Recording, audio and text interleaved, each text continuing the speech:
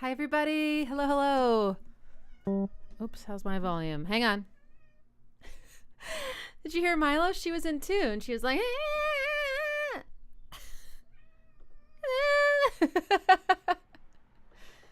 I'm going to make myself louder. Hang on. Is that better? In relationship to this? How's that level? Is it balanced? Should I be louder? Because I can get louder. Hi, everybody. So this is a spontaneous live stream. I have been working on the video for Subterranean. Sorry. I don't know why I'm so giggly. I'm just embarrassed. Subterranean Homesick Alien for, I would say, a month. I thought it was going to be done by the end of March or yeah, that was the original plan. And now it's the end of April and I haven't even recorded it. And there are lots of reasons, but one of them is, the main reason is because this song is so layered. And not only that, the layers are so intricate. I am so much more in love with this song than I've ever been. I've always loved this song. I've been listening to this one with a very open, kind of childlike heart from the very beginning. And I've learned drums for this song. I've listened to it probably 1,000 times. And I'm just astounded by the level of guitar work in this song and keyboards. And I'm just like, how are 4 people doing all of this? It's incredible. So I'm really excited to make the video, but it's just taken so much time to study it, learn all the parts, try to memorize them because I hate reading sheet music, and practicing the parts, and it's amazing. So I think it's going to be worth it though. But I thought, well, let me just include you guys in my process, since, someone asked me like, when's the next video coming out? I'm like, I don't want to promise anything. It will come out. It's just like one of those projects that really took me by surprise. I thought Paranoid Android was going to be, like it was going to kill me. But, it still took like a month to make. But this has been like, okay, whatever. You get it. You get it. So, everyone loves this song, right?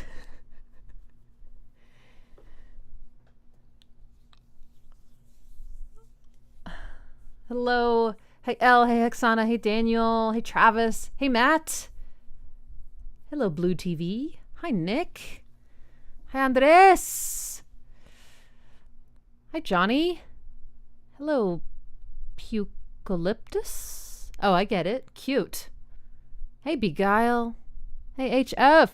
And hello, Adam. Okay. And Mozdog. And Marco. Okay. Hi, everybody. If you didn't catch my intro, I'm just going to show you some of the stuff I've been figuring out for Subterranean Homesick Alien. But I am going to do an actual video. That's like my priority right now. But it's just taking a while. So in the meantime, I have a couple other videos that I might be able to post for y'all before this one. But I don't want it to be like filler. I want you to get the good shit. Okay. So I was just figuring out the very end, which is very much like the beginning. And I found this like vintage e-piano, and I don't know if it's the right one yet, but we can figure out which one's nice. It has the shimmer, the aqueous, I would say, like underwater kind of sound. It's not exact. I know that. It's not nearly as good, but it still has enough. Let's see if there's a better one. It's got no shimmer.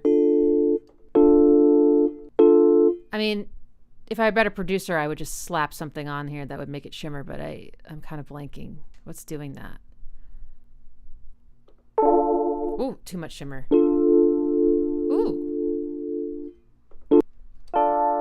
That one's brighter. That's more like the way it is. Too bell-like.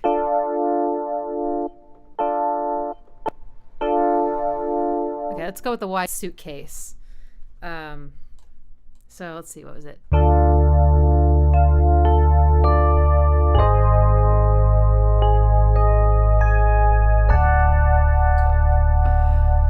Yay! So the same 3 chords are in the very beginning too. And it's like all guitar in the beginning though, which of course I don't have, but it's the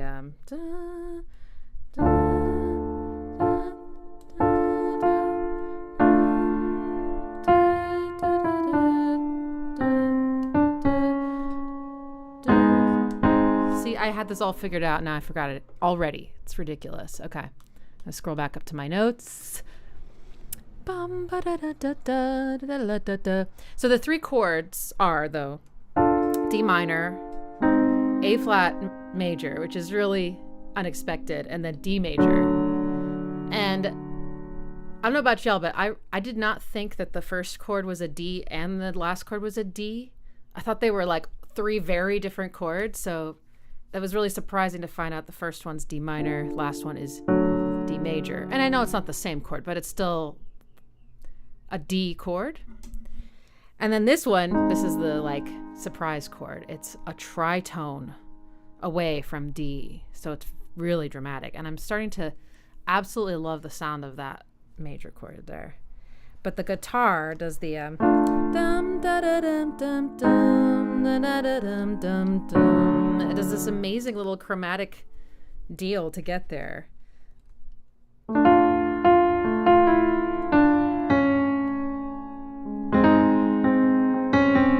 I played that wrong. Pretty sure. I must have written it down.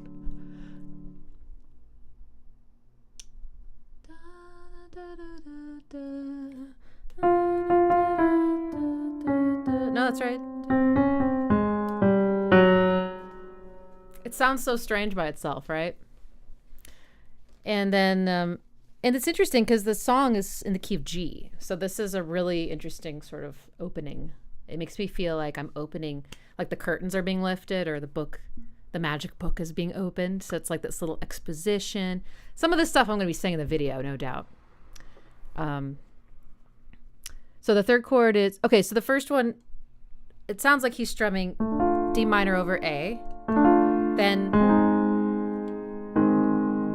it's probably A flat over E flat. And then, yeah, I think they're all inverted. I think they all have the 5th of the chord in the bass.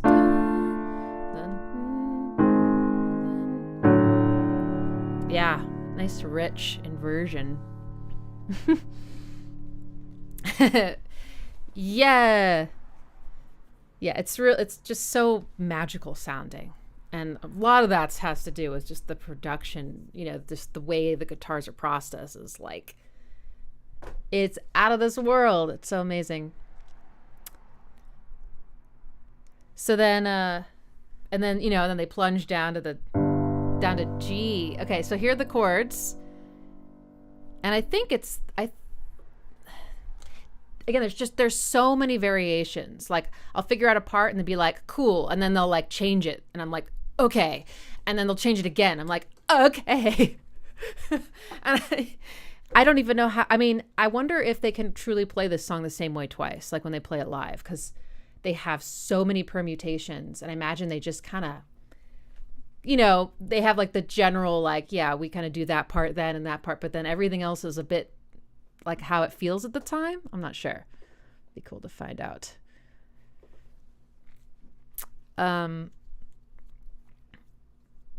Okay, so again, I'm going to go into all the details of how all this feels and what I think it's doing, and all the analysis in the video. This is more just like, here's some of the parts I figured out, and look how pretty they are. And this will help me keep them in my mind. I'm going to record the video tomorrow. So bass. Oh yeah, the bass is so amazing in this song. So Colin really shines. Okay. You can hear that? Okay. So does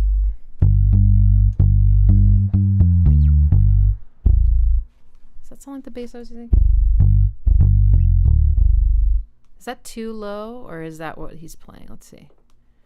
Oh, if I play the real song, it's going to block the stream, I bet. Maybe not. Maybe if it's just a snippet, it should be okay. It's this one. Okay. So he's just kind of holding down G on all the chords. And the chords are...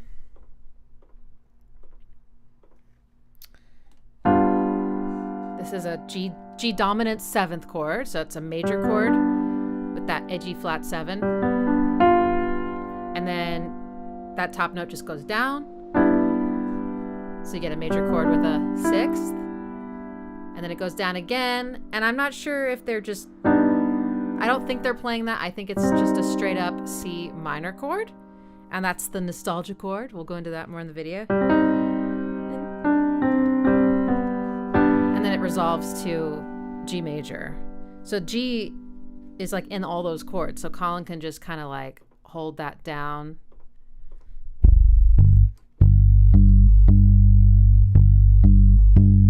For all the chords. I'll switch to piano again.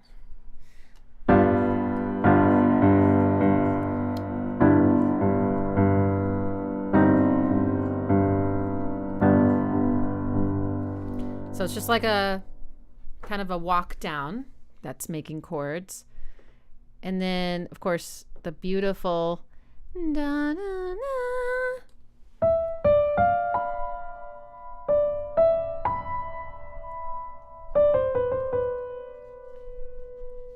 And I'll tell you a secret now. It's not going to be a secret once I make the video, but do you recognize this?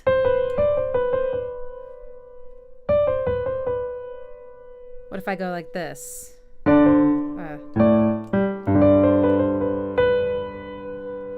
Is it obvious now?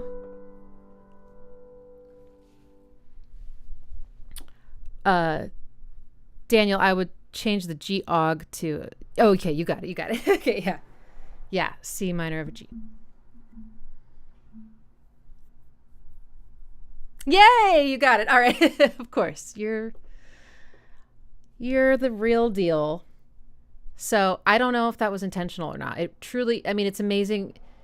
If you start analyzing your own music, you'll realize that like, oh, I plagiarize myself all the time and actually don't know it. So I think it's possible that this just flowed. But if it was on purpose, that's extra cool. I don't know. What do you think? Do you think it's on purpose? On purpose? Yeah,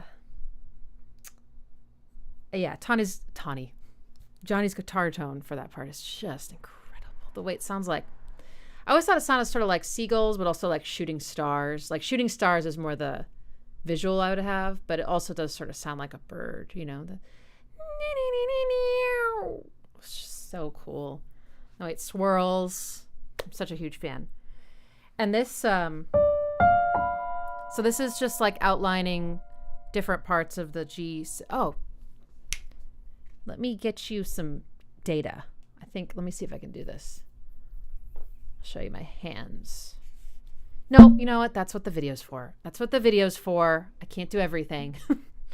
Okay. Just use your ear. Okay, so these notes are just in that chord.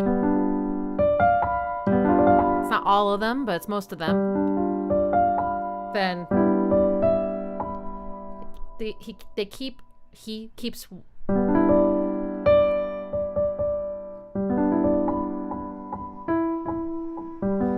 yeah, okay, he keeps two notes the same and then changes the F to an E, which is just what's happening here too. F goes to E, then to E flat, then to D.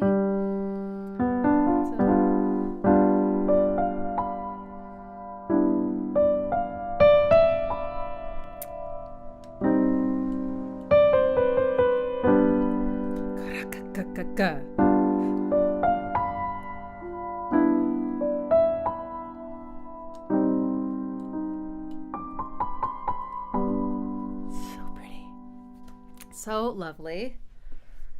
But that's not all Johnny does on those on that lead. He every time he has an opportunity, it's like a new thing. Kind of like with Airbag too. And honestly, Paranoid Android. Lots of like variations and new melodies, and they're all so good. But they're also consistent with each other, but different. I don't know. Okay, let's see. So looking through my notes, then I've got... All right, so that's created. So this whole thing is created by this descending line I said, right? So you got that. And I love how sometimes it goes like... Well, maybe not when that's happening, but like when he's singing... Taking on movies for the folks back home. And there's this like hesitation to resolve. It's like happens kind of at the last minute. It doesn't happen every time. It just depends. I love that so much. And how pretty is this? For the folks back home. That tension's so pretty. It's because it's a ninth. Does everyone here know that I love flat six? Okay, good. And now the next thing you need to learn about me is that I'm in love with ninths. Ninths always sound good. And I'll say it in probably every video going forward. They just sound amazing. Okay, so folks back home. Why is that so pretty? Oh, it's because it's very tense.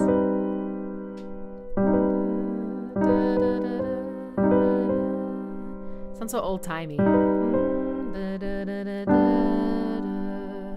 Sometimes it even waits all the way till the next phrase to resolve. Beautiful. Okay, then I have Johnny plays this upper line, D, F, B. Oh, that's the part we already looked at. Right. Then the bass. Okay. So the bass starts doing...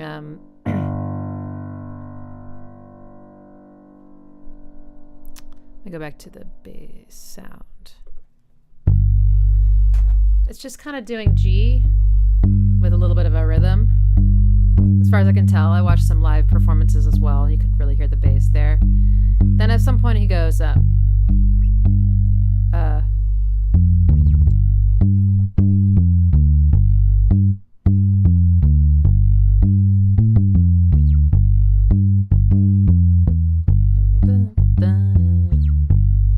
but he's just varying it for whenever he feels like. And then he goes...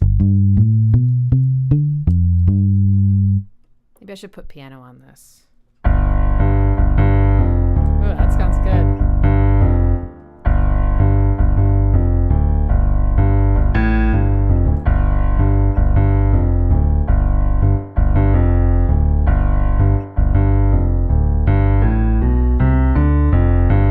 So this is G Mixolydian. The bass is like really hitting that hard, that sound, which is...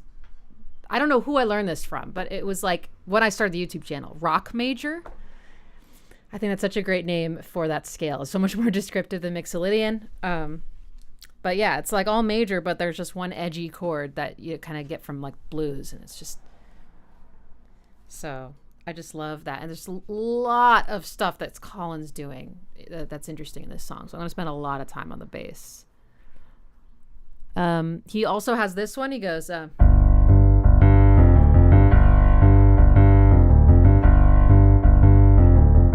that one, and then sometimes he goes does like a lot of different scales going up. Can't even keep track of them all. I mean, I was like trying to document all his stuff, and I was like, I just don't think it's humanly possible to do this in a reasonable amount of time.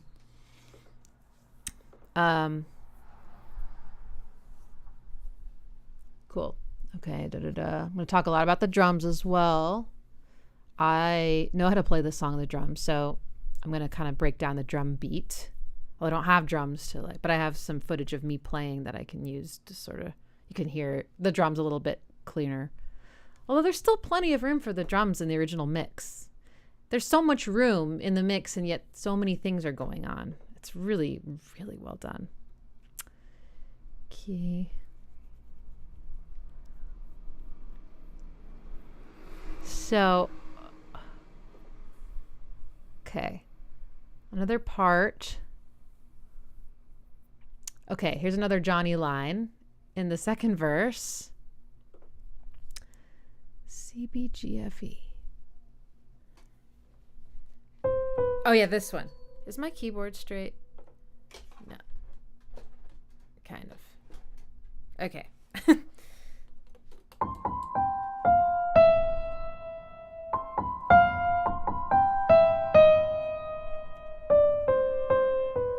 that right? Let me just make sure. Yes. Da, da, da, da. So pretty.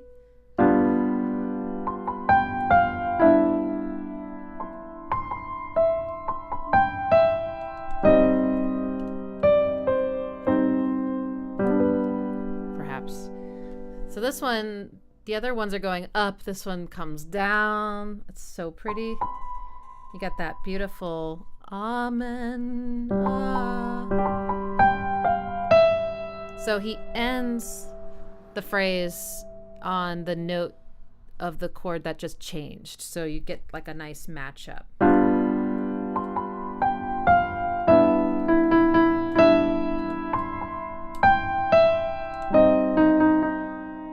And then da, da, da, da, all resolves. So pretty. Okay, and then Collins bass, G, G, F, G. Okay, now Collins bass switches to or something. See, I don't even know how I'm able to remember the rhythms of all this. G, G, G, F, F, G.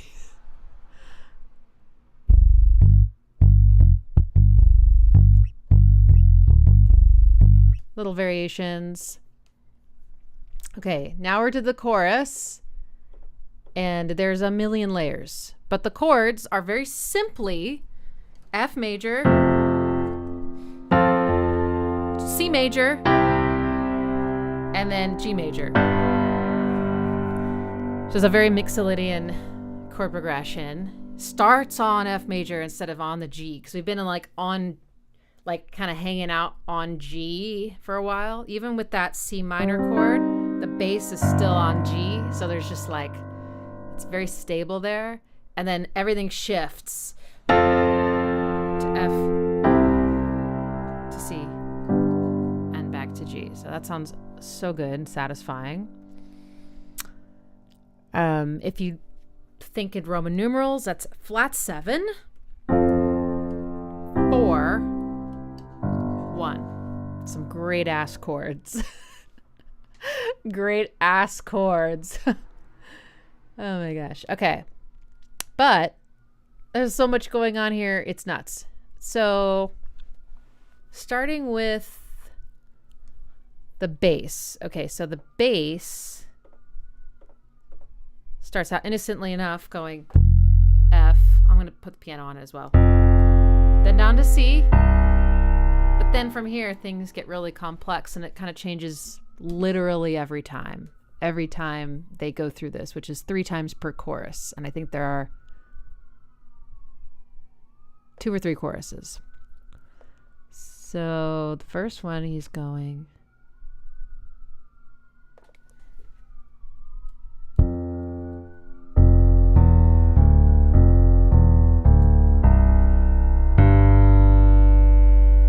Right, so uptight. Sorry.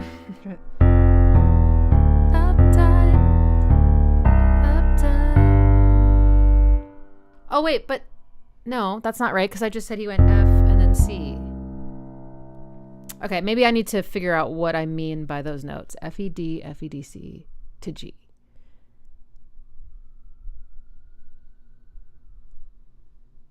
Harmonizes with the guitar a third above at first. Oh, yeah, there is some cool thing going on. Maybe this will help me remember. So it goes, guitars going.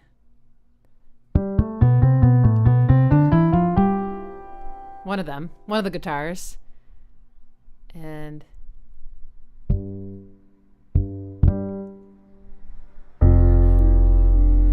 okay, so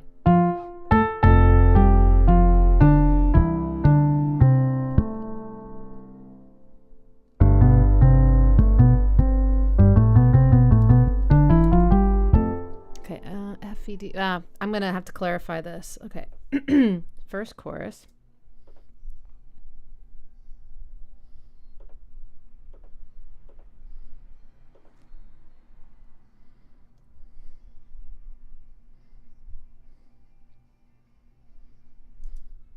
There's a little flourish at the end there. I can't quite tell what he's doing. He's going F to C something, and then D, G.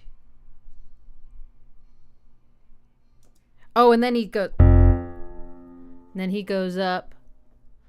Oh, I don't think my note taking is good here.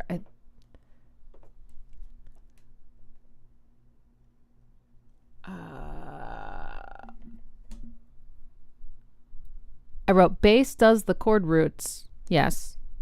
F, C. But then at the end it goes up the scale to F. Oh. I mean, so it's just like uptight.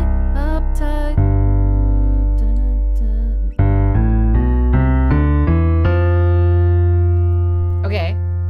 So that's his first flourish. Gotcha. And then the last part, he does F, E, D, F. That's probably when he's going uptight,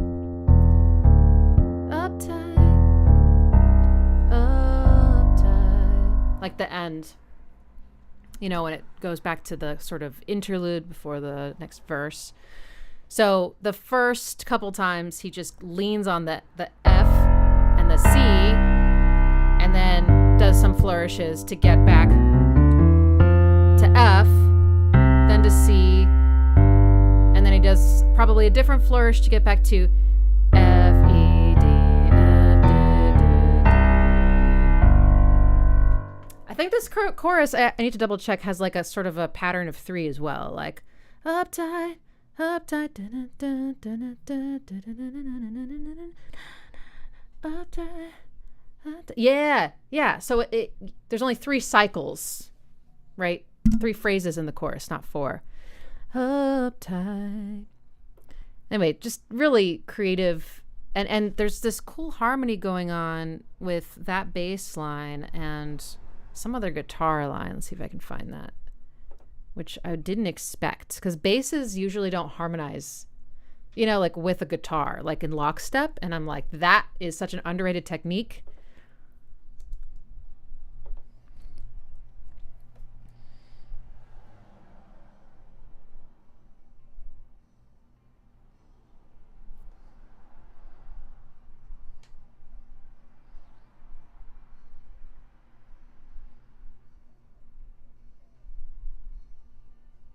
Right there. So, okay, so when he goes,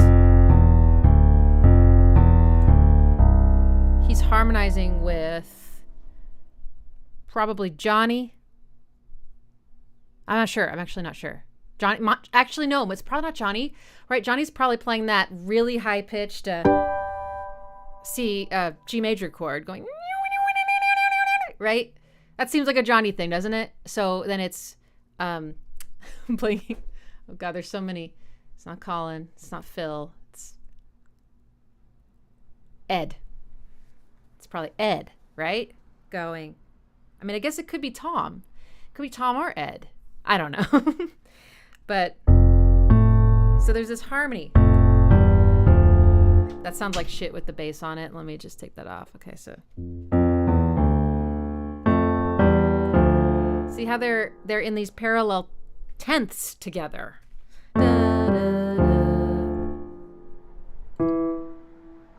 Wait. Yeah. Or double 20ths. So, and then they go into unison together.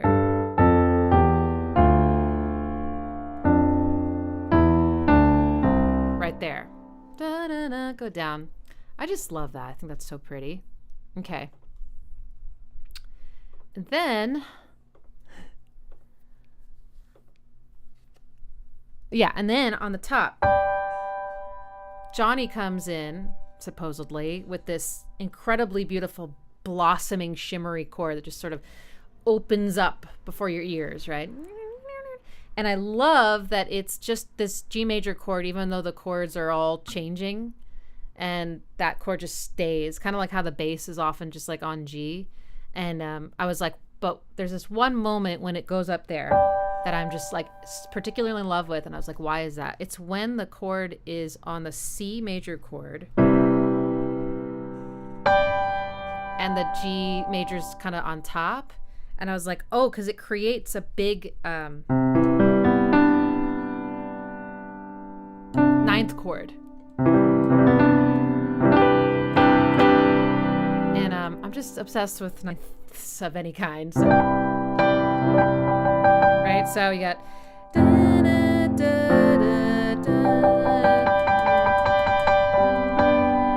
it's just absolutely beautiful. And then we got, okay, so let's look at this. So we've got on the right hand, we got right hand. I meant right channel. The guitars are like panned, so one's pretty hard to the right, one's pretty hard to the left. The right channel guitar, which could be Tom or it's probably Ed, I don't know, is playing,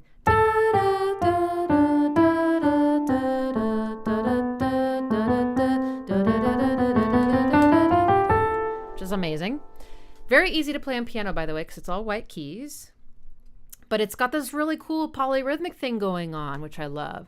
So I was like counting it out. I was like, okay, I think this is 3 against 2. So this is our pace. Da, da, da, da, da, da, da, da, da, da. I just love that. By the way, the song's in 6/8. I forgot to mention. My neighbor who blasts musical theater just came home. Out of his car, I mean. It's so distracting. I'm glad he's happy, but yeah, it's like every day, multiple times a day. I'm like, okay. So, no, sorry.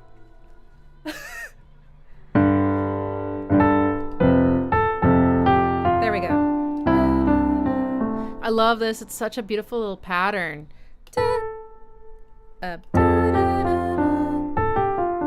And then again, it's the same pattern in 2 chunks. But it was really interesting. I watched a live performance where they changed it. So the lowest note goes down 1 note more both times. So instead of, it goes, and then instead of, it goes. And they did that consistently in the live performance. So instead of, yeah, it was like, frick.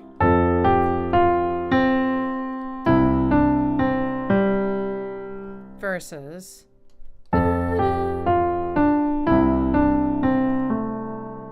just a little bit different, slightly different chord. That's, I guess, one of the benefits of playing stuff live, right? Is you can kind of just, you can continue to permutate, you can continue to refine and try new things, add new elements.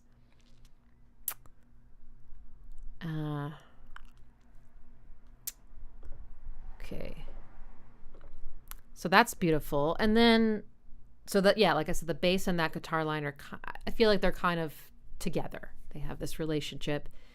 And then rhythm guitar, I'm not 100% sure the entire time of what's happening, but at first it just, can you confirm? It sounds like Tom's going like, kind of.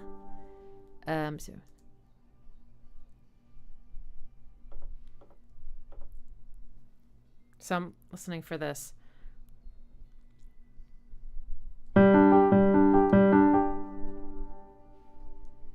At least for a second, I feel like I'm hearing a da-ga-da. Wait.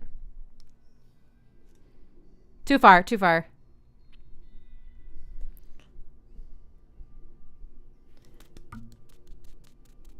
Yes, on the left. On the left. If you do this, you'll really hear it. It's on the left. It's. Oh, actually, that helps so much. Why didn't I think of that sooner?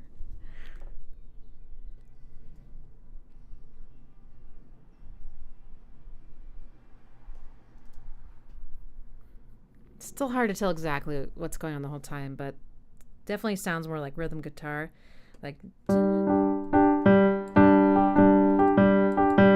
that kind of thing, and then maybe it changes a little bit.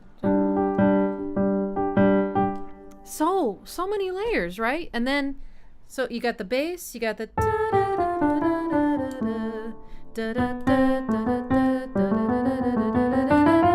which so perfectly leads right into it again. And then you also have, and then you have, and underneath it all, I'm pretty sure we got piano doing.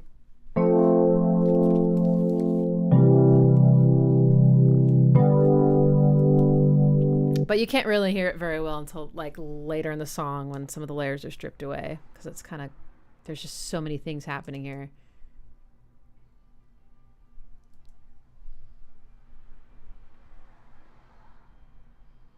It's brilliant. It's just absolutely brilliant. I can accept that some people don't like Radiohead, but I can't accept if they say they're overrated. That to me is just like, your line of thinking is overrated. I could be one of those people that's like, you just don't get it. I had someone make that comment on my Aphex Twin video yesterday. They're like, she obviously doesn't get it, but at least she tried.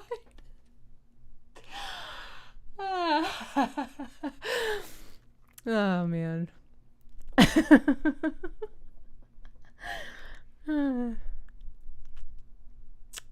Okay.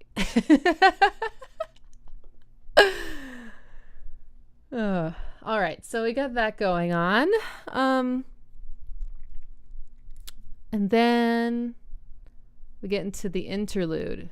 Okay, the interlude has new parts. I think it's the keyboard doing...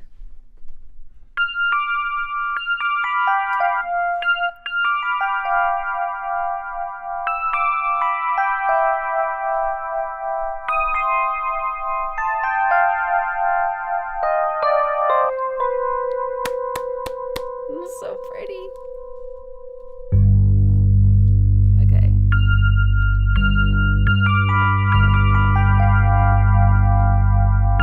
Oh, shit. When you see me do this in the video, just remember, you'll remember this moment. And I'm doing it over and over again and fucking it up every time. I'll be like, it looks so easy in the video, but this is what really goes on behind it. It's constantly like, oh, fuck, oh, fuck.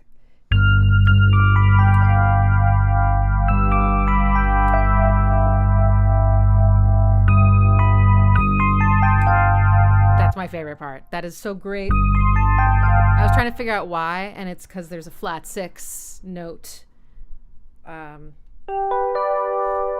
this chord.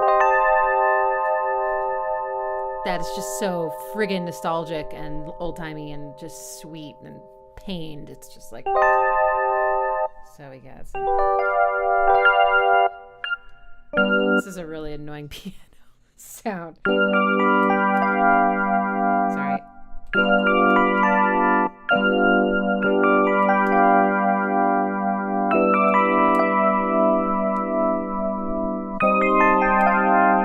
And it ends on this 11th, which is also just so gorgeous. And that might be the part where the guitar does a suspension. Yes, it is. So we get all these beautiful suspensions. If you don't know what suspension is, it's when in church they go, let's see, we're in G, right? Okay. Amen. There you go. That's an oversimplification, but that's all over this song. And it makes things sound so warm and sweet. It's just beautiful. Anyway, that was fun figuring that out. I obviously need to practice it. I think part of it's like, since I don't read off of shoot music. Shoot! That is what it's, yeah, shoot music. Because I'm constantly like, shoot. I don't like reading off of sheet music because I'm very slow at it. memorizing is easier, but memorizing has its limits as well, because I have to keep all this in my head and I write down the note names, but it's not, the rhythm isn't written. So it's like, and then I try to like memorize it, but not all of it can stick. So I'd rather it be this way though.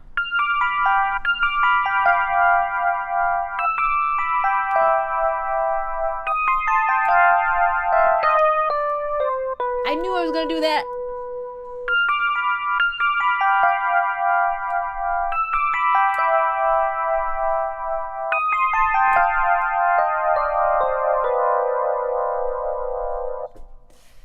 Gorgeous. So gorgeous.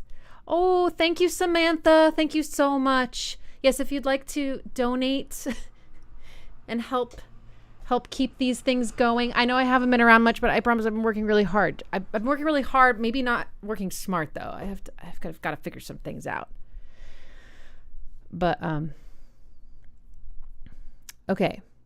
And then nothing to see here says, so do you just disassemble the entire song by ear? Yes. Is there any other way?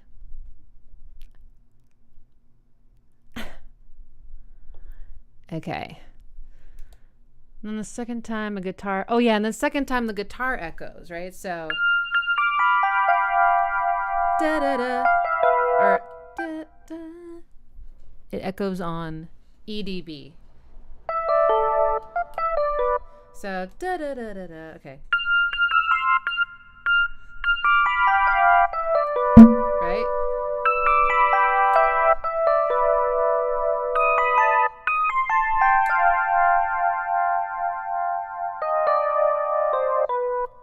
So gorgeous. Yeah, that's nice G suspension. It would be nice if I went like this. Add a little seventh there. And then the third verse, which is where that climax happens, right? I wish they'd swoop down in a country lane late at night while I'm driving.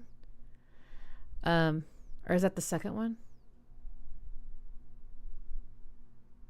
But anyway, eventually it turns into, you know, I tell all my friends, but they'd never believe me. I think they think that I'd finally lost it completely. And then I forget the lyrics from there because I never knew what he was saying. I'd show them the stars and the meaning of life. Oh, that's pretty. They'd shut me away, but I'll be okay. So this part is a little different. Chords are all the same.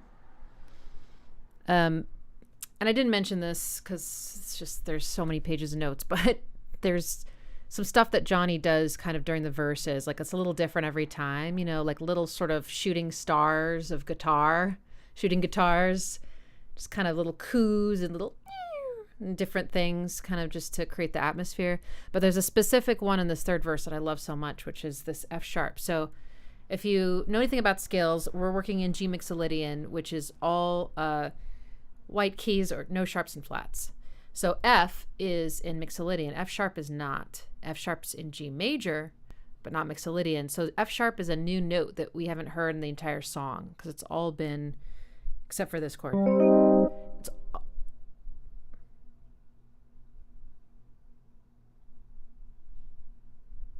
It's all been very Mixolydian. A little bit of Mixolydian flat six too, right? Because that A. Or no, it's the A flat. Wait.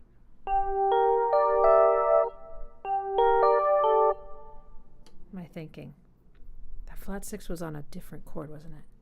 Oh, that's the flat six of a C minor chord. Oh, it's not a flat six. What? Okay, sorry. I'm getting way too nerdy. I'm going inward and not being able to communicate outward. Let's take a step back. Okay, so what were we doing? Welcome to my world. Welcome to the chaos. That is this. The F sharp, right. So we're doing all this stuff.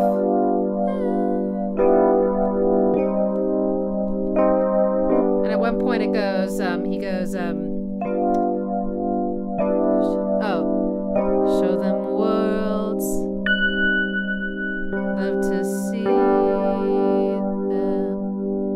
actually think I think it does resolve up this note.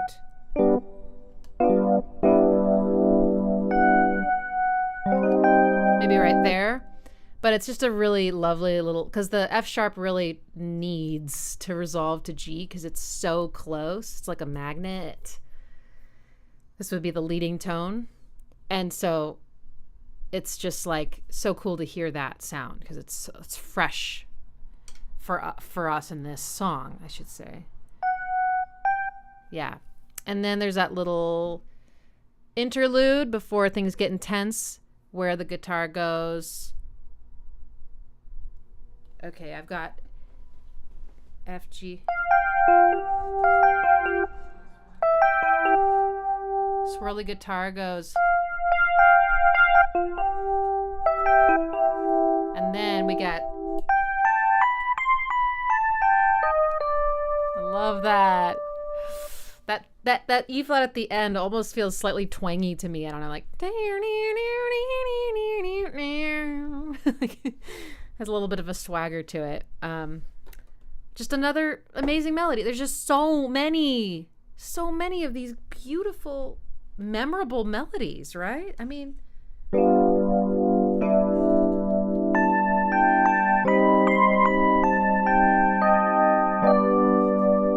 love it so much.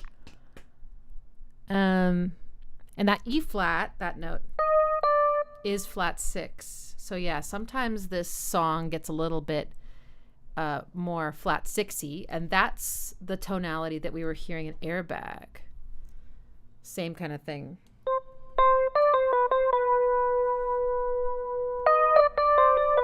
Right? It's just more, a little bit more pained and magical. Tell all my friends that they never believe me. Okay, guitar goes D, E, F, C, D, G, C, D, G, C, D, G. Oh, right.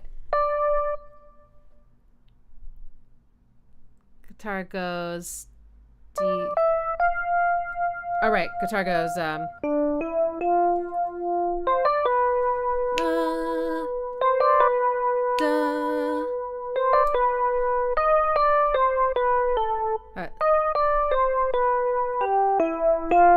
Oh my god, it's so freaking great. Okay, so I'm getting sick of this piano sound. We're going back to regular.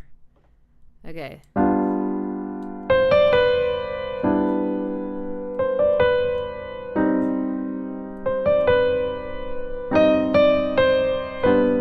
Oh, sorry. I'm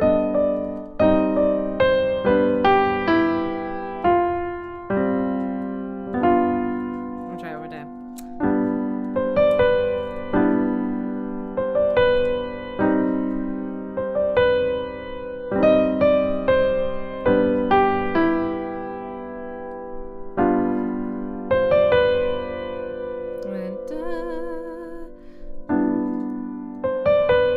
And then we get,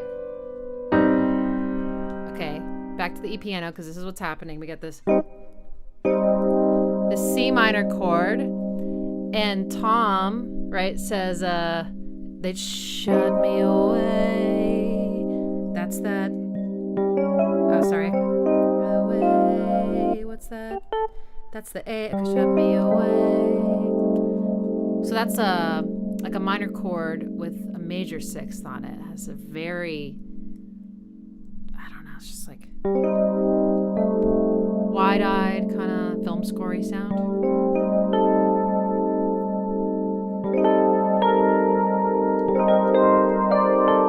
What does this remind me of?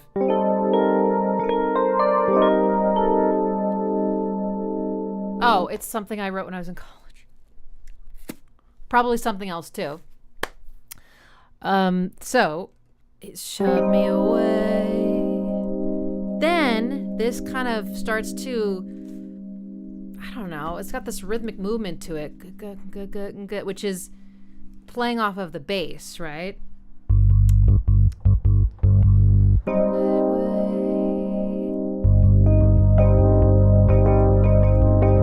I don't know, they've just got this really cool little syncopated thing going on. And it's just an extra measure when I was playing this on drums, for some reason I thought like the whole rhythm just broke down completely, and I would like be like, and I would never know when to hit the downbeat for the when it starts up again. And now listening back, I'm like, oh God, you just count. You just count. Shut me away. 2, 3, 1, 2, 3, 1, 2, 3. But I'll be but I'll be. Actually, I think he the butt is like in a kind of weird place. 12-year-old humor, anyone? Okay, let's see if we can find it.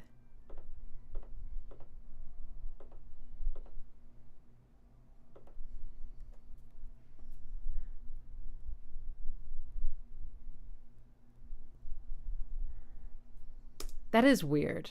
That is really kind of weird. Hang on. That's okay. That's my problem. I always heard it as like, but I'll be okay. And it's not that. It's earlier. Okay, so. And then 5. 1, 2, 3, 1, 2, 3, 1, 2. Ah, but I'd be okay. That's not that weird. But I'd be still very syncopated though.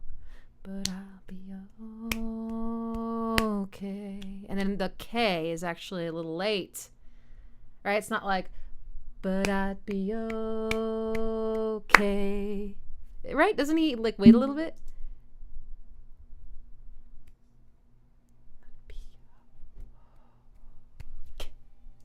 Oh, it's all right. My bad. I've literally thought he was saying okay this whole time. I know he says, I'll be all right after that, but I literally thought he said okay, because maybe it rhymes with shut me away. Wow, I am tripping. Sorry, y'all. Bad with lyrics. I'll be all right. Oh my God, I'm crazy. All right. I'll be all right. I'll be all right. All right. Okay. But all right rhymes with uptight, so that does make sense. So this moment is beautiful. I'm going to talk a lot about it in my video. Just this extended staying on this nostalgic chord and then drawing it out, and the way the production changes so much. It's just so great. And then we're back. We have a last chorus. Okay, now here's a note. Keyboard at the end goes G A B C B A B C D E F G A and then comes back down. And I'm not sure what keyboard I'm talking about.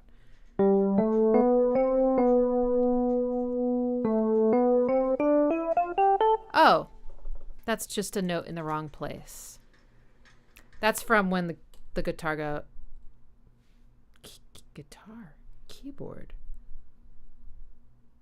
Did I mean to type keyboard when I said guitar? Or does the keyboard do that at some point?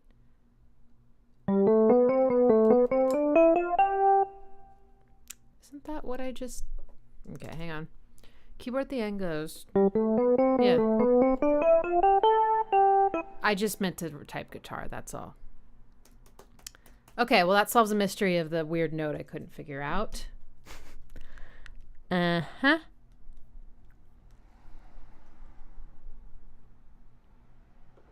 Okay. Then, okay, so back to the last chorus. Colin changes up the bass again. Let's listen to that.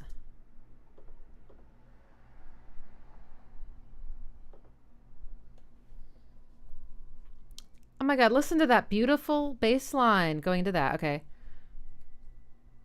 So it's just on G.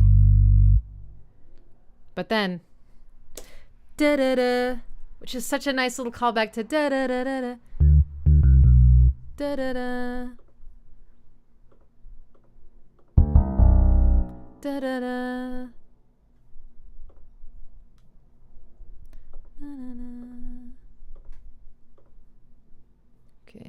write this down. Because originally I was like, I'm just too tired to figure it out. But now I feel like I can do it. Okay, so D, C, B, da da da. But then it does a cool scale, right? Da da da.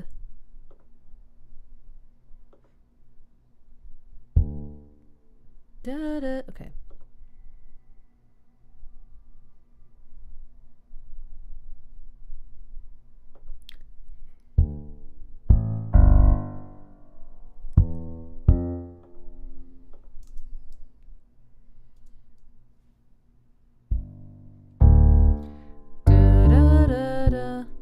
Da, da, da. C, B, da, da, da, da. Oh, this time it goes down. Is that it?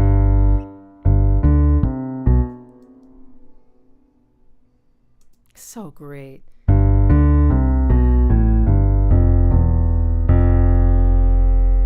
Maybe it goes.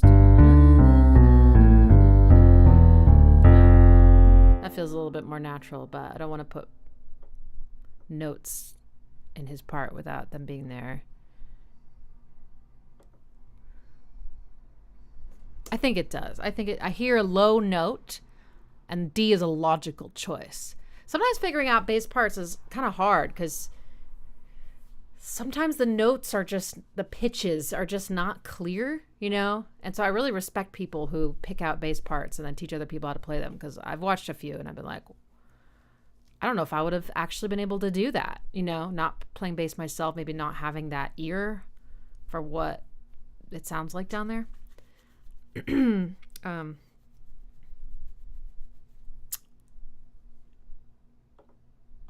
But his tone is a little more pure, I guess, than maybe what I've been listening to. It's nice. You can kind of hear it. But at some point, it just gets so low, and then I'm just like, I have to sort of guess.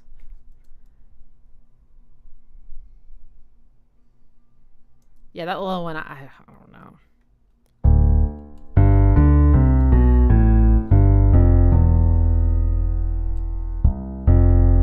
Could be C, could be D, could be C. Could even go all the way down to G.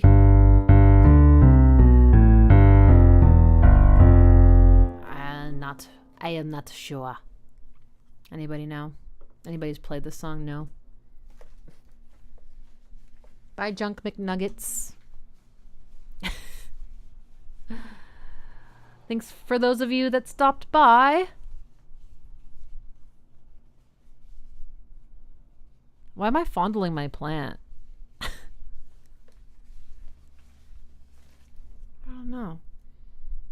You're not leaving. Oh, okay. You were saying later dude to someone else? I thought I was the dude. I thought I was your dude. Okay. So there's that part. And then there's that da-da-da. Yep.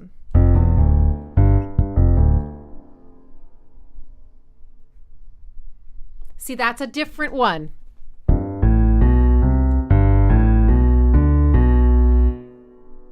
Every time it's different. That's so impressive. A, that they all sound so good, and B, that they remember them all.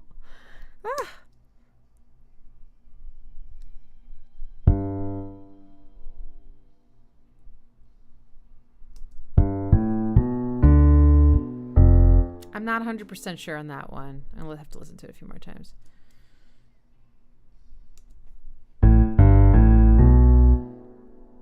That top note, I'm just not sure. Da, da, da.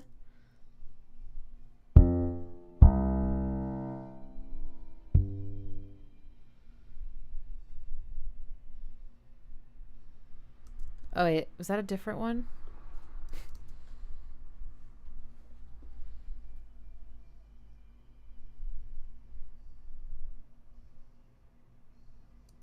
Oh man, I don't know.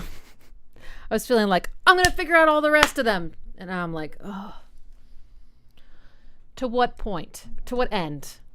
Right? If I were doing a tutorial, then yes, but I'm not. But it would be cool. It would be cool to like figure out all the parts and be like, here are all the parts. You know, instead of like, here's snippets of the parts. But I don't know. Maybe snippets is all I can offer.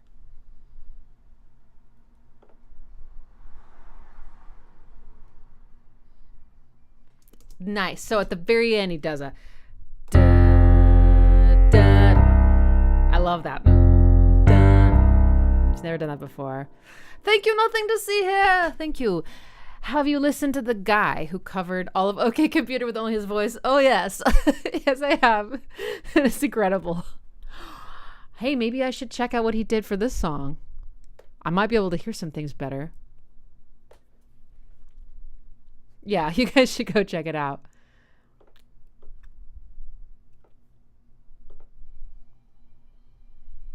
Okay, now listen to this.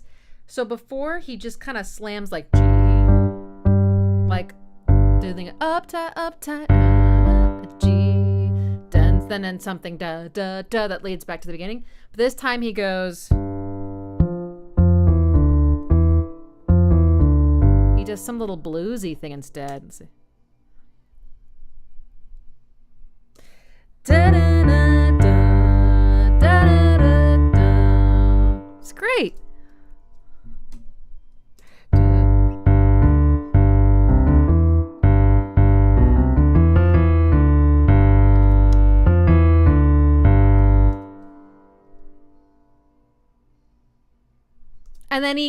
And then he harmonizes with the run on the guitar that goes up on the 16th notes or 32nd notes.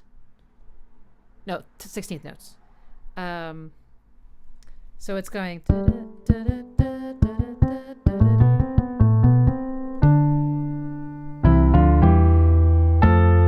right there. Ah, it's they're so good.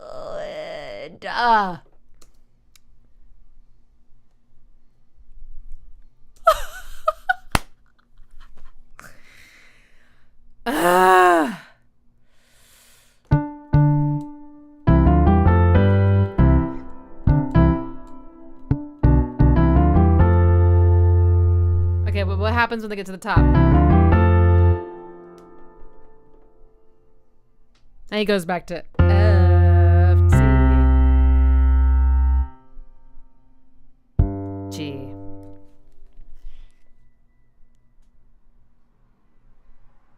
Okay, now this is the outro, which very much resembles the first, like after those, you know, the intro, right? There's like the verse, but without the singing yet. This is very much like that, except they're sort of combining a couple elements from throughout the interludes in the song. So you've got the, that sounds really interesting with the bass guitar on the piano, like, and the piano together, because it's very plinky up here. I kind of like it, where it goes.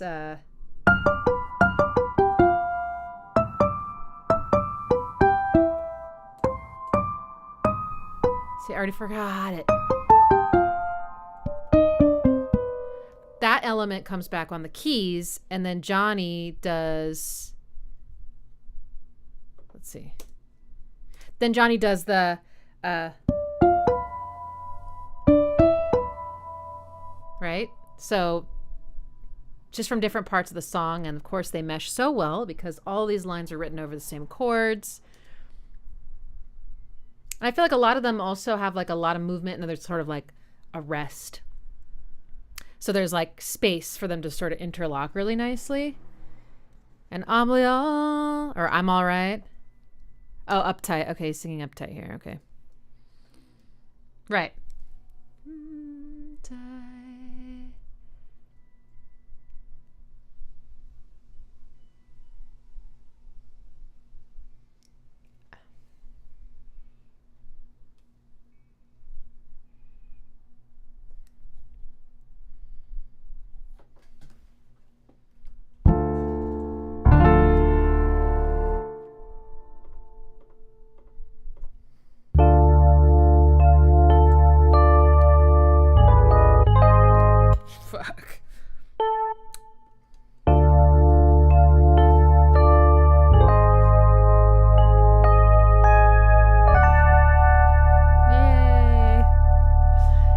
book closes and all the magic goes back into the book. That's kind of how it sounds to me.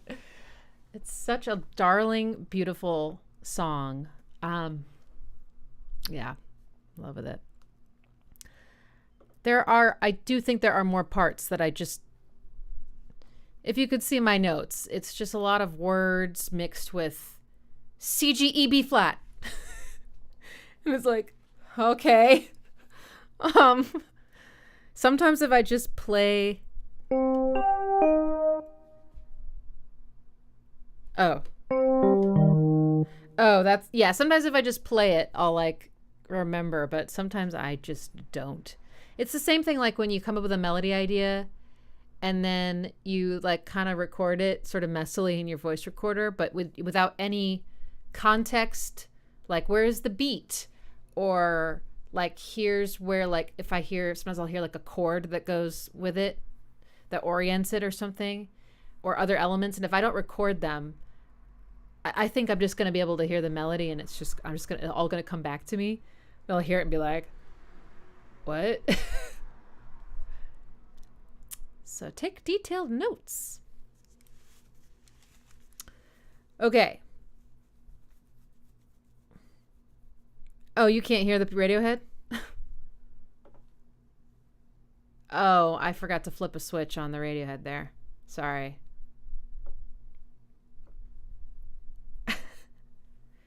That's okay. That way this stream won't get blocked for sure. So that's good. That's, But yeah, I was playing little clips. I wasn't playing like a ton of it. That's funny. Yes. Okay. Is there any other parts that I can share with you?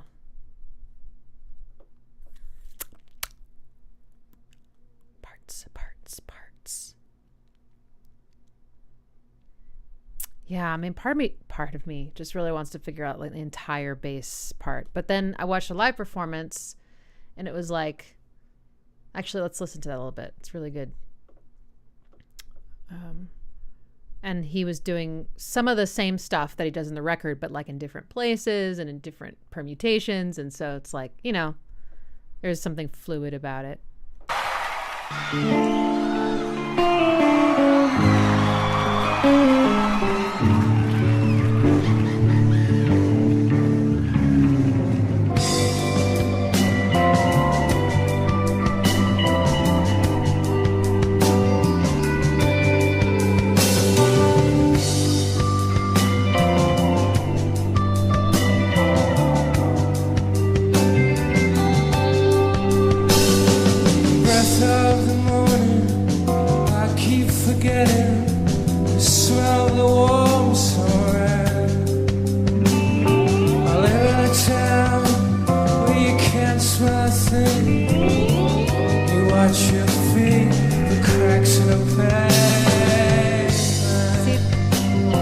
Yeah, Colin just was doing just very different stuff from the record. Flipper, I think maybe just watch the live stream once it's over, and then I think you'll see what I mean. It's just there are so many layers of guitars and bass parts, and they are all doing different things and changing frequently and like permutating and varying. And it's just like with other videos, I can sort of kind of get the gist of what's going on, and a lot of it's repeated again, so I can just learn a few things. And then, but this is like weeks of well, I haven't been learning it all for weeks. I've been studying it some, and then now I'm trying to learn all the parts. It's just taking days to be able to play all these different little parts, so many little melodies and runs and harmonies and things that happen just one time. And it's just like, it's cool.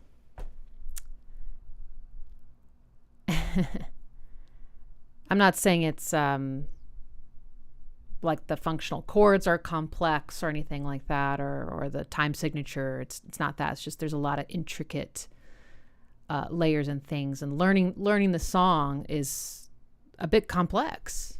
If you just if you just play the chords and you don't play any of the like actual parts, then yeah, it's easy. But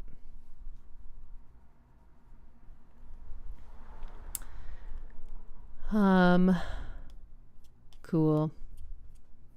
So I'm tomorrow I'll spend some more time practicing all the different parts again, and then I should be able to get the video recorded and get to editing. In the meantime, I do have some other things I could post, but I am I've sometimes when it's been a little while since I posted a video, I get sort of like paralyzed, and I'm like, is everything I do bad? And will anyone like this? And is it even good? And are people sick of this topic or this topic? And I just like get really in my head about it. But I did make a video that I shared with my patrons. That's it's a video about a Trent Reznor. And I'm just like, oh God, everyone must be so sick of those videos. But I kind of wanted to make it so that the people that found me through Trent, still have something, to keep their fire burning, I guess. And it was an interesting topic to me. It's kind of like, well, I won't give it away. So I have that done. And then I made like a little short of me playing one of the parts of the song on piano, like if I were to arrange it for piano. And it sounds really sweet. I don't want to become like a shorts person, shorts, where all I post is like these, 30-second videos. Because me, my videos are very, very long. But I think it would be nice to mix in some things like that too, because it can be like a piece of information that's easily accessible, not buried in an hour video, or just like a part of a song that I'm playing or showing you how to play, and something to kind of chew on between big videos. Trent York. Yes.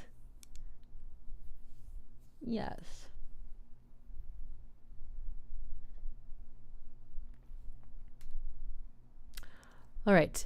Anyone have any questions or feedback about that? Someone says never sick of Nine Inch Nails.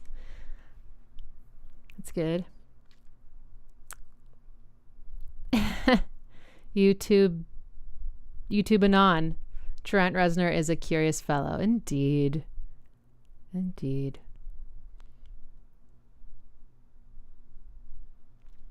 Thank you, Maya.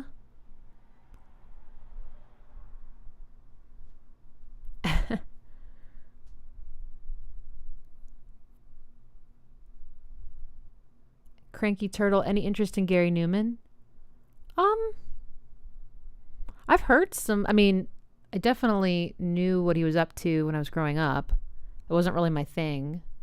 But I have heard a couple of his tracks that he's put out recently, and they were really different. I was like, I think he was inspired by Trent Reznor, and I liked it. Armory asks, can I do Richard D. James' Smile?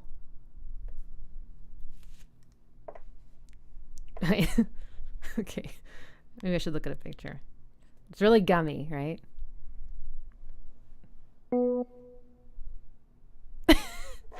I don't know. I can't see myself. I'm doing that.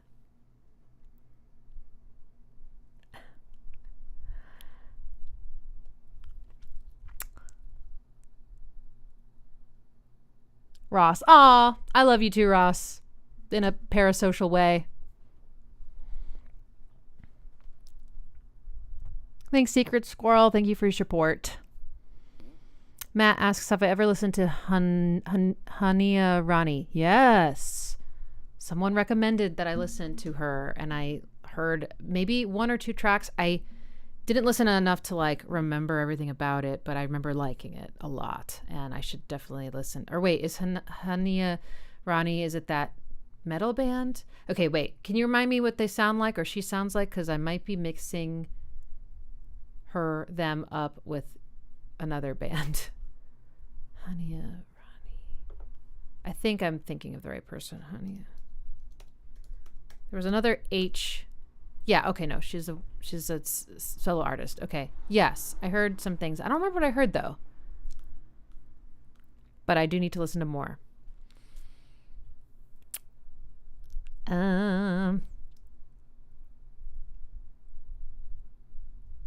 Andres asks, have I listened to Empire of Light by Trent and Atticus?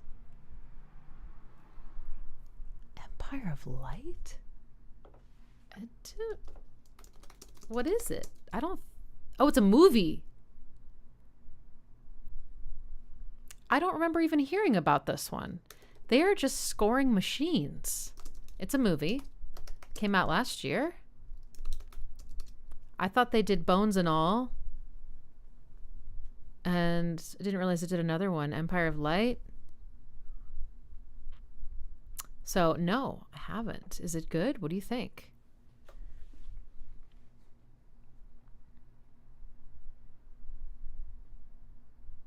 You've listened to it every day for 2 months. Oh my goodness. Sounds like it's good. Jack asks, what's my favorite Radiohead song on In Rainbows? Reckoner. Reckoner. I weep every time I hear that song. I think it's just one of the best pieces of music ever written. But if you start to ask me, like, what's my favorite after that, it gets really difficult. I did do a live stream. It's a little messy, as they always are, where I tried to pick the top 3 songs of all the Radiohead albums. So you can search for that. It wasn't that long ago. Like, I think it was in the last 3 months. But my sound wasn't working well, so I'm like playing the songs from my phone into my mic. So one person was like, no way am I gonna watch a video where someone plays Radiohead from their phone. And I was like, all right, you know what? I can't fault you for that. Jack agrees. Woo! Yeah, that one is special. I've talked to a lot of people about that song, and everyone's like, oh my God, Reckoner. Like, within the first like few seconds, I'm already like, oh my gosh, you know? Okay. Junk McNuggets would like to see some Mike Patton impressions. So something from one of his bands that isn't Faith No More would be badass.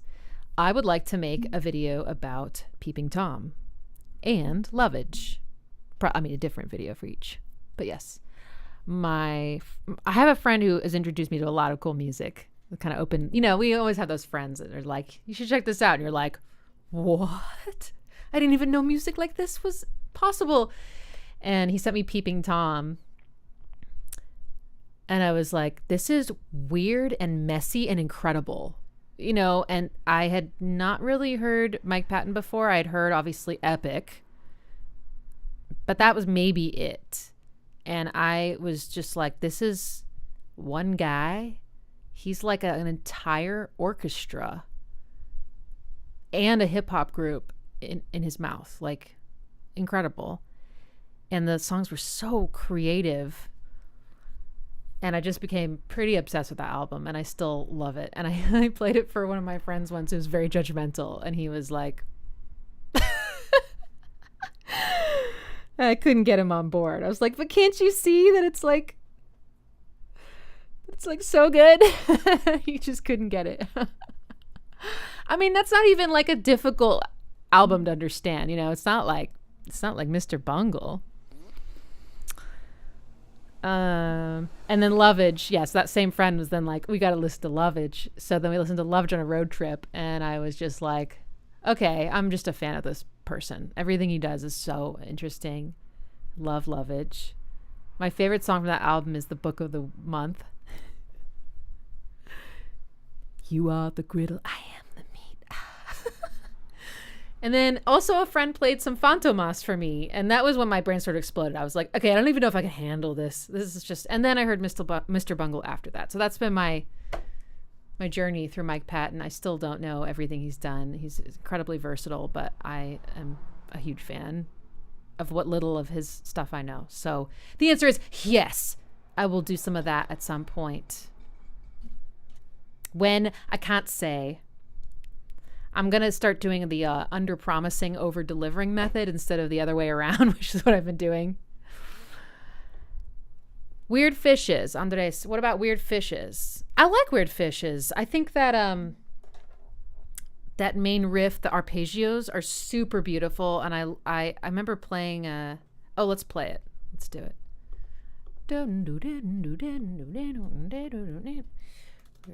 It's gonna be hard on my hands, but...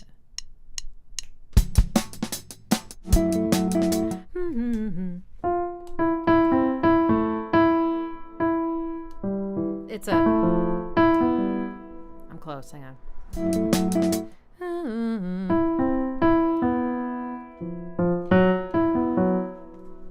That's not right. Oh. That's why. I'm not starting in the right place.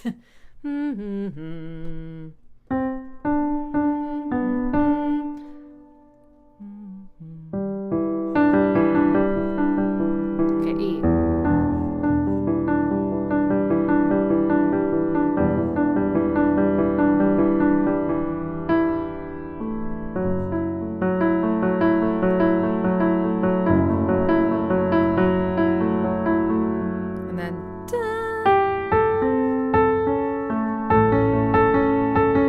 I know my rhythm's off. I got off track and now I can't get back on, but that's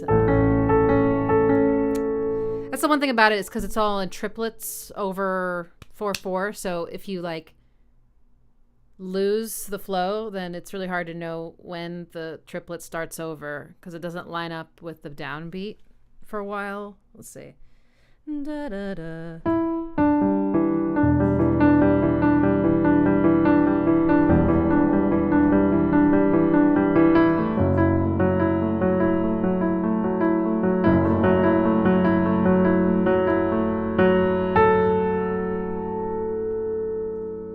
Or is that the one where it goes to A a little early? It is. Hang on. I got this.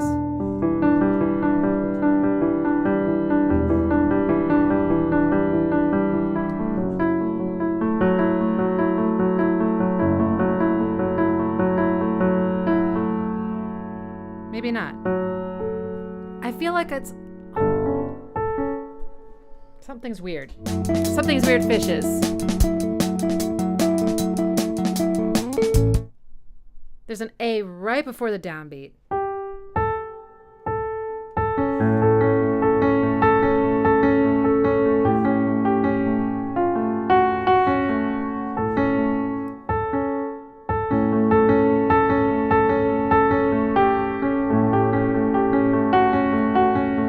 This is the chord that kills me.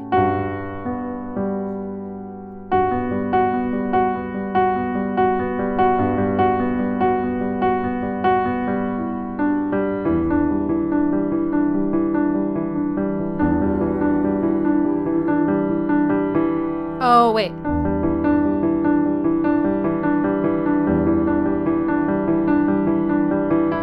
There it is. That one's early. Sorry.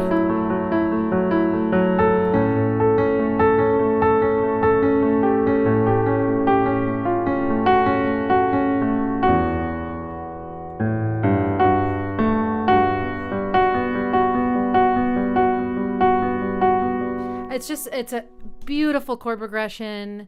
And this one, when it gets there, I just die a little bit inside. So beautiful. And I love the and this is so triumphant. Just breaks my heart, that part. So yeah, I love the harmony of that song very much. I think it's gorgeous. The only thing about, like, I'd love to do a cover of that, but I need all my fingers for everything that's happening underneath the voice. I'd have to get really creative. Like, maybe I could play the melody with my left hand or something. Like, okay.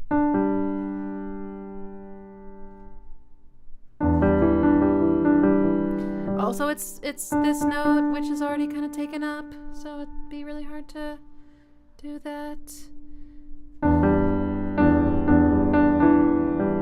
Yeah, I don't think I have the skills to isolate my pinky and my other two fingers enough to be doing that pattern, that polyrhythm, and pick out the melody with my pinky on the note that the polyrhythm melody also has. It's just, I don't think it would happen. I guess I'd have to sing. It's a beautiful song. It's less work on guitar, says Lunreal. Hello, nice to see you again. Yeah. So that one's uncomfortable. And then that one's also kind of uncomfortable.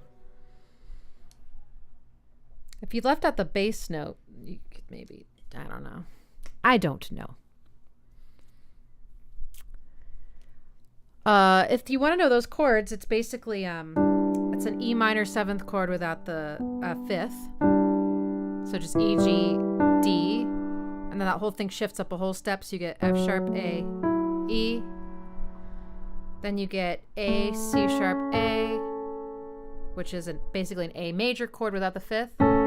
Then it kind of goes to the 7th. Sorry, that was it. And then the 6th. And then this is a G major chord without the 5th. So yeah, there's no fifths involved in these chords, which is actually something I talk about in that Trent Reznor video I'm going to publish soon. You can just leave those out if you want. Thank you, random donations. Oh, that's cool. What a wonderful thing. Oh, I love it when people think of things like that. I want to be like that. Okay, did I miss any questions?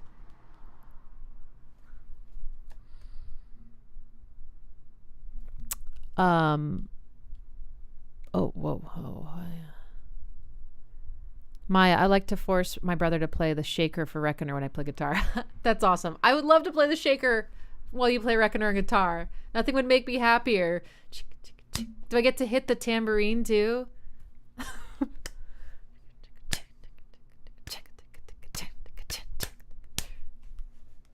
That's got some cool rhythmic stuff going on. Hey, Android Jeff, welcome. Junk says that's a legally binding agreement that will stand in any court of law. That's a scientific fact that can't be argued against, so there's no point in trying or looking into it. What point was that? Oh, that I'm going to make a video about Mike Patton? Yeah. There is a Mr. Bungle live stream. I did it for one of my patrons. This is a very sad story. One of my patrons was diagnosed with a terminal illness while he was my patron. And we were all we didn't know any details, but we were all like there for him as much as we could be. And of course I emailed him, was like, do you have any albums or songs that you like need to have analyzed before you pass, basically? And he said Lateralis, the song, and Mr. Bungle. Well, actually, oh no, he didn't say that. He had said to me at some point that Mr. Bungle California was one of his favorite albums.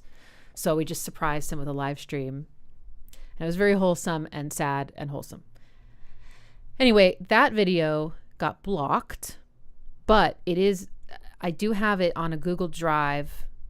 So if you really want to see that, I guess just email me or something, or maybe I can put the link here in the chat.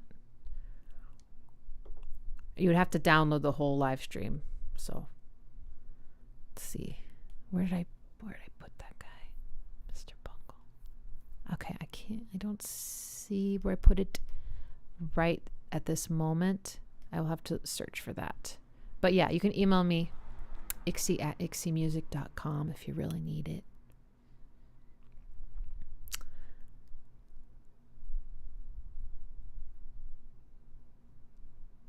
Junk says, my brain's okay with triplets, but not 3/4 time. Cannot keep it. Maybe you just need to fall in love with a song in 3/4, and then that can be your reference. There's not a lot of rock in 3/4. It's not very conducive to grooves.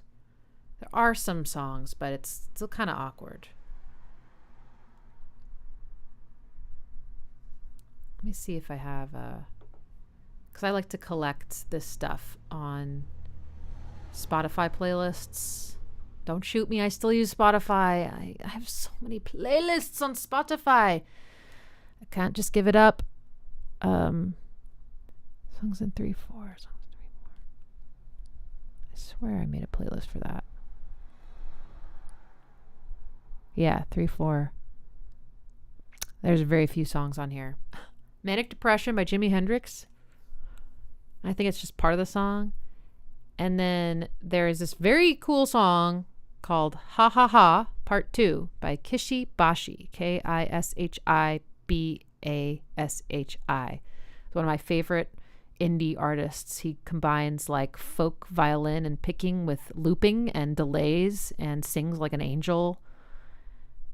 And it's some very cool music. It's all, it's a little bit more like warm and folky than maybe what you hear on my channel. But I actually told him in person at a show. I was like, I just need you to know that like I usually don't like music in major keys, but I think your music is incredible. Like I love it and it moves me. And he was like, "What? Why?" And I was like, I don't know how to explain it. I just usually don't like stuff in major keys. And then he found me on Facebook and was like, why don't you like music in major keys? And I was like, okay, here's why. So that's a beautiful song, Ha Ha Ha Part 2. It's in 3/4. So maybe fall in love with that one, huh?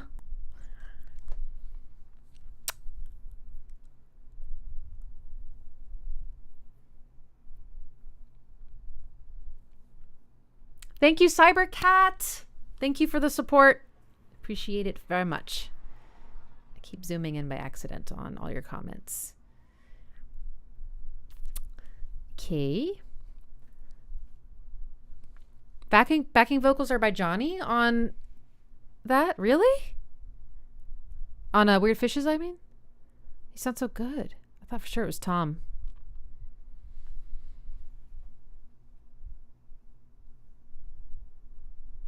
Is it amazing that Weird Fishes is just those chords the entire time?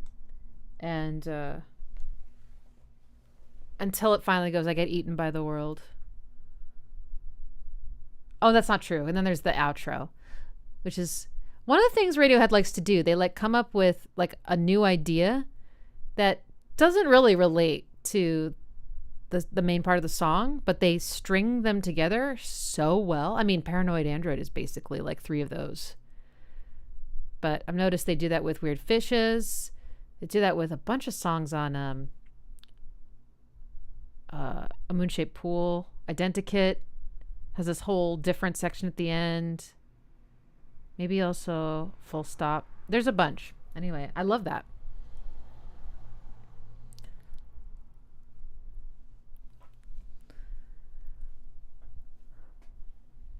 Okay. Just going back through the comments. Zavi asks, how does removing the 5th change the mood of the chord so drastically? Well, I mean, it's kind of up to, I guess, your experience. Like I would say sometimes it doesn't seem like a drastic change at all. Like you don't even miss the 5th. It doesn't really sound that different. Other times you can really experience its absence. I would say on Arpeggio is the time where you can really tell it's different because there's suddenly this big gap in the chord, right? Like versus.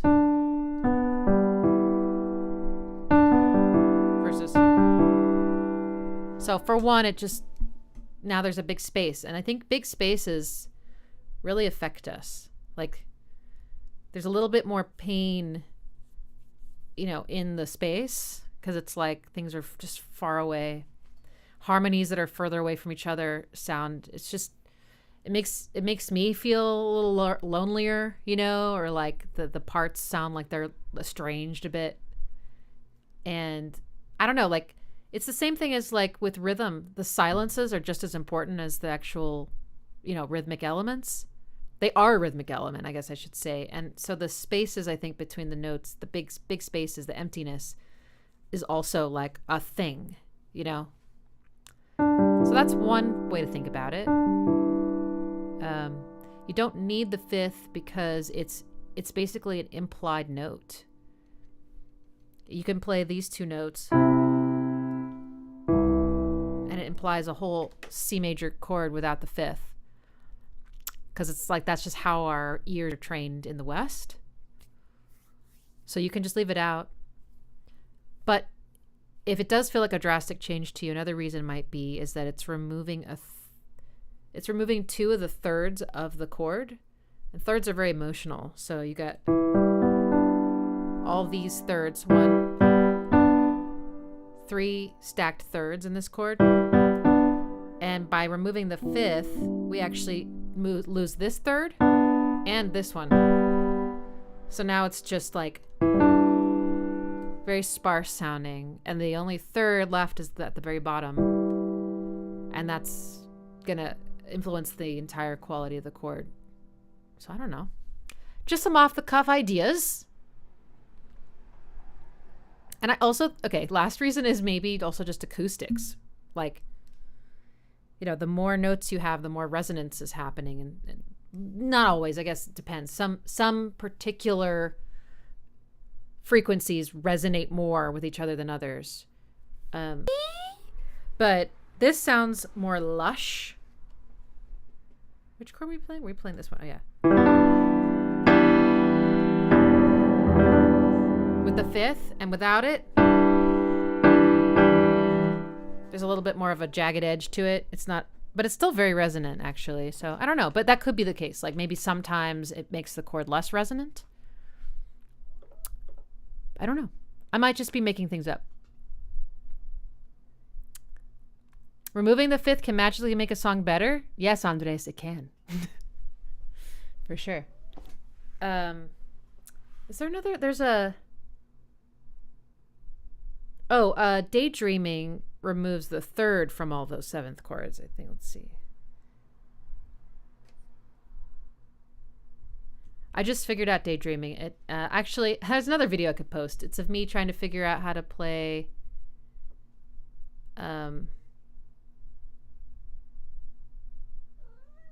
the fast part, because this part is not that difficult. Okay, I'm thinking of a different song. Oh, the song I was thinking of originally when I was like, you could leave out the 3rd of a chord is actually True Love Waits. My bad.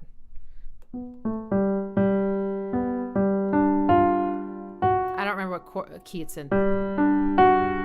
Recognize that? That's the 7th chord without the 3rd. So it's just the root, the 5th, and the 7th. Right? And that sounds like even sadder than if it was the other way around. Like, well, I don't know. That's debatable. Without the 3rd, it sounds more stark, like naked, and then with the 3rd, sounds like you're clothed, but you're alone. This one's naked and alone. This one's clothed and alone. Maybe thinking back to a good time. That was a lucky strike.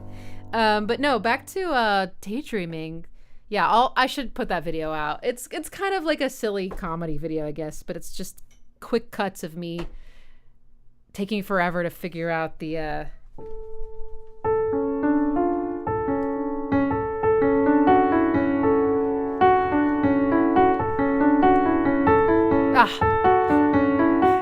it's a really weird pattern that he does it the second time. And then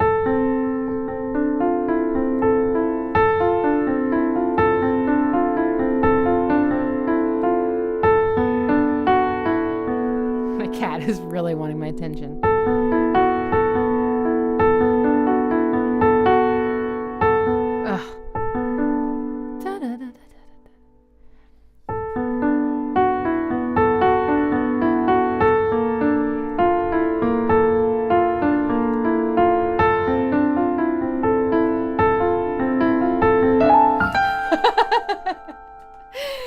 Okay. Hello. Come here.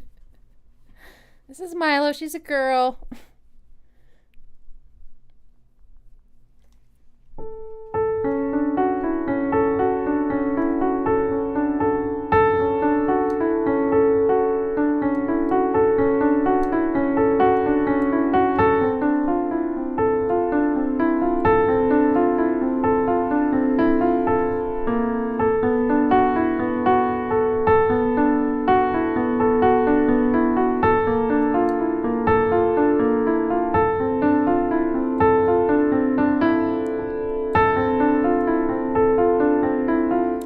gonna transcribe that and do a tutorial for y'all because it took me hours, and I'm like, either I'm just actually stupid or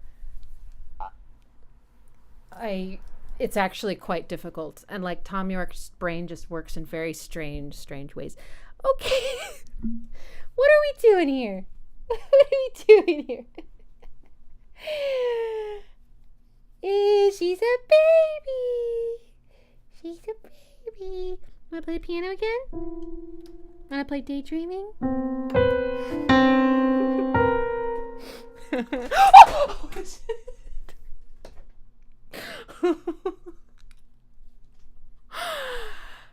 Oh,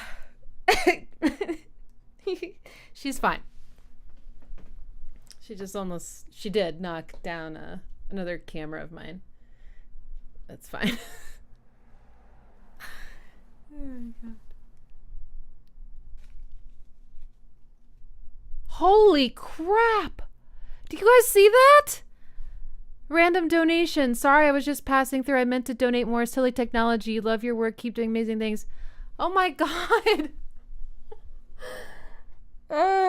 Thank you so much. I am speechless. That is so amazing.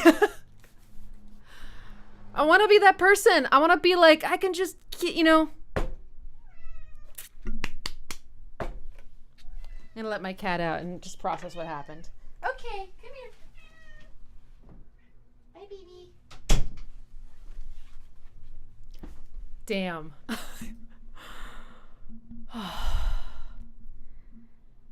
That honestly makes me breathe a little bit easier. Being a musician can be stressful in that way. But I would rather do this than anything else. Truly. So it's worth it. Thank you, Andres. Thank you so much. Oops. And thank you, Rikusa. Thank you for the Daydreaming video. Oh, yeah, in advance. Nice one. Is this your down payment on the Daydreaming video? Yeah. Radiohead is something else. God. I mean, there's literally hundreds of their songs that I would want to make a video about. You just got to keep the YouTube channel around until I'm 80, and we'll get to all of them. Can you imagine? Can you imagine me making analysis videos in my 80s? Oh. I could be a fun 80-year-old. I plan to be.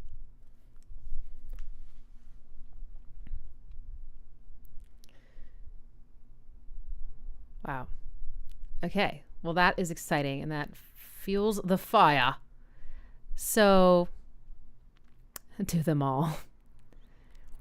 Only 50 years away. Oh, I'm older than that. The camera just makes me look younger. It's just like, I think it's just not that detailed. Oh my gosh, I think she actually did knock this around a little bit.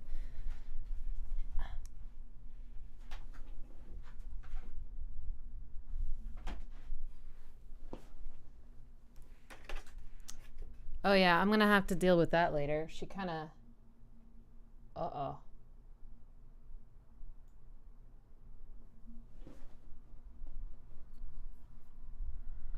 It's like just so. So that my whole head's in it and the keyboard. That's good. Okay, we're back. All right. Crisis averted. Matt will be way dead. All right. Well, thanks anyway. I'll try to get to it all before you die. That can be my finish line.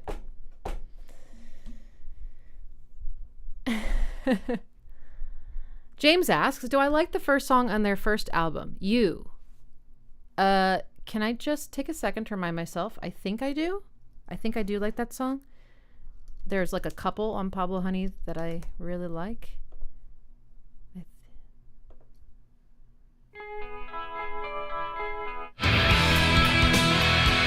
Yes, I do. I like this song a lot. That part especially. That's nice. Just trying to avoid the copyright gods coming down on my video. But yes, that's a great track. You love the arpeggio and also Thing's vocals, or do you mean Tom's vocals? Could never run away from you.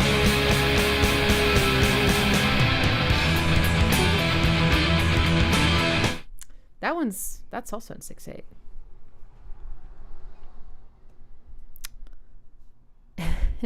Tom's vocals. Cool.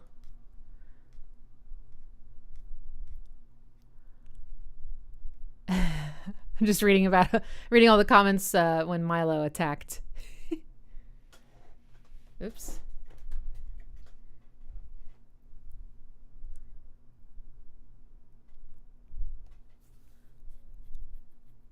Junk McNuggets, I love your autocorrect for metaphor. Metal whore. Oh, you know, someone just sent me an article. I can't actually read the whole thing because it's behind a paywall. But the title is, "The Science is Clear. Metal Music is Good for You." To the uninitiated, metal music, especially its more extreme forms like death metal and grindcore, sounds like a melody penned by an angry caveman. It's punishing, chaotic, brutal, aggressive, cacophonous. But as with the concept of caveman itself, recent research has built up a much more nuanced picture of the genre. Scholars and fans alike are now exploring its role in emotional regulation, its potential to help us survive impending doom. A bit ambitious? Perhaps, but metal has always been brash. I'm trying to imagine the person that wrote this. Oh, Martha Harbison. What makes a song metal? And then I can't see the rest. So good news, everyone. Good news, everyone. Who gets that? If you get that, then we'll watch TV together sometime. Rikusa, love Daydreaming, have not figured out the second part. Yes, I will definitely show you guys how to do that. Yes, I will. I will do it. Let me actually reorganize my to-do list, my video to-do list, and put that near the top. Daydreaming keyboard tutorial.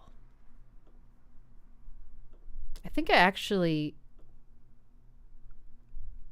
already made the one for this part. The oops. Yeah, I did. So I just need to edit that one. But then the second part, yeah, that'll be a separate video. No, I'll just do one video. What am I thinking? That's so frustrating. To learn the second part, you have to watch a different video. No.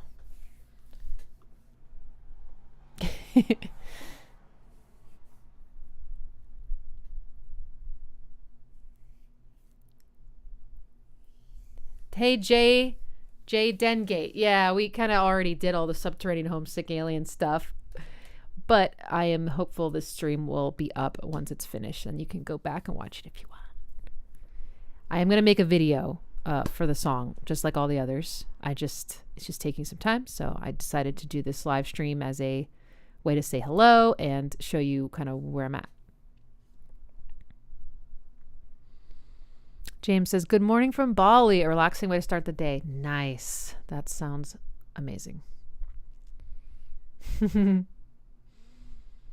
Cat.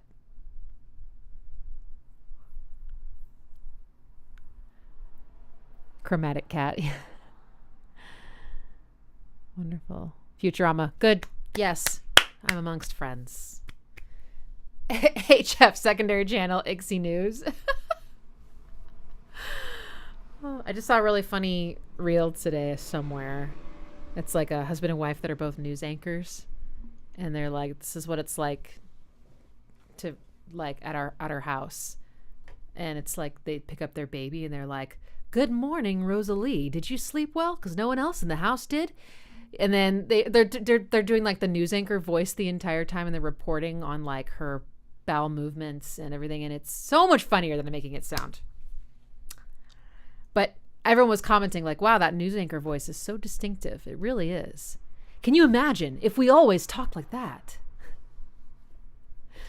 Like, we're not quite human. Actually, AI could probably like approximate human speech, and it would sound like a news anchor, right? There's something very robotic about it. And pretentious. Morbo as a co-host for Ixie News. I'm down. Yeah.